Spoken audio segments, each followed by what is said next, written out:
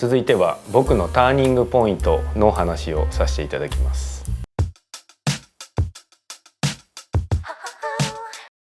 僕の人生七転び八起きというか、日本でずっと盆栽の弟子入りをして、その後海外に挑戦っていうタイミングがあった時に、やっぱりその当時盆栽で海外に行くとかってなかなかないじゃないですか。いろんな方が応援してくれて、埼玉でも徳島でも送別会の嵐で地元の新聞なんか載っちゃってとかで、いざスペインに行くぞって言ったんですけど、当時初海外で全く英語も喋れないような状態で、この身なりとかもあったと思うんですけど、赤い革ジャンでとかモヒカンでとかって言ってもうて、そんなんで行ったので多分怪しいと思われて、オランダのスキポール空港の、イミグレーションで引っかかって僕だけ別室連れてかれてみたいなのがありまして、でまだねその段階では次の便でスペインに行けるのかなとか思ってたんですけれども、パスポートを取り上げられて深夜の空港に誰もいないターミナルに出されて、その後はもう日本に電話して外務省だなんだに電話して、こんな問題が起こってるとか一生懸命やってたんですけど、まあもういいやってなって喫煙所に行ってタバコ吸ってビール飲んでて、ガテマラ人が「俺もパスポート取られた」って言ってで次の日にオランダの日本大使館に連絡して、その方が通訳してくれるっていうから9時空いた瞬間に行って、でその昨日と同じ人やと思いながら通訳してもらったんですけど、日本大使館の方が「すいません、あなた本当に運悪いと思うんですけど、この方はあなたのことが多分嫌いだから多分入れません」って言われて、 G8 って書いた紙だけ渡されて、何時何分でそこに行ったら警察官に囲まれた状態で日本に帰る飛行機に乗せられるという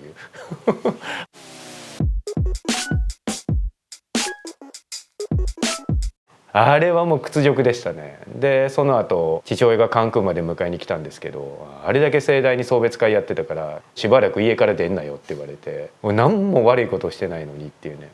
いや多分ね舐めてたんですよ僕が。普通の方だったら海外に行くってなったらもっと調べて何か事業を起こすっていうのは慎重になるじゃないですか。それがないんですよ僕。で行って大こけしてめっちゃ調べるっていう、そういうタイプなんですよね。ただ大こけがあったから次行く時にはもう全部を調べ上げて、それがなかったらねここまで海外行ってないような気もするし、なんかもうここで諦めたらもう終了ですけど、もう一回何とかして行ってやろうっていう時にいろいろまた知恵を絞るので。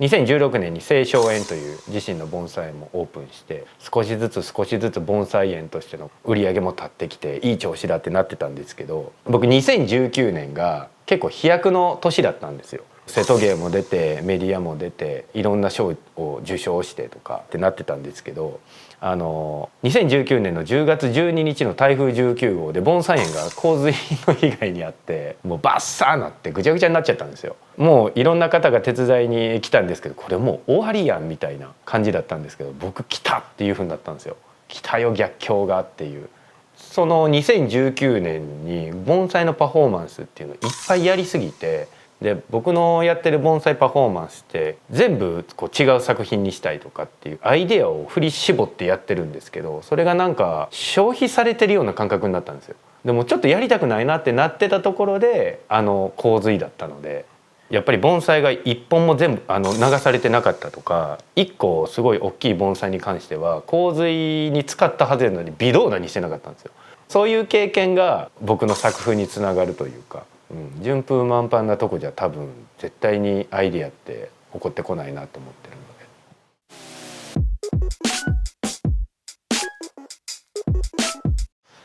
で。どんな世界でもそうだし、ちょっとのことでねへこんでたりしても意味がないし、自分がどうなりたいとかっていう前に、僕の場合はこの文化継承っていうことに対して何ができるんだっていうのを追求していってるだけなので、やっぱり変化っていうものを多分これからも欲していくと思うし、自分が成長できたなって感じるのってそういう変化っていうものがある時かなと思うので。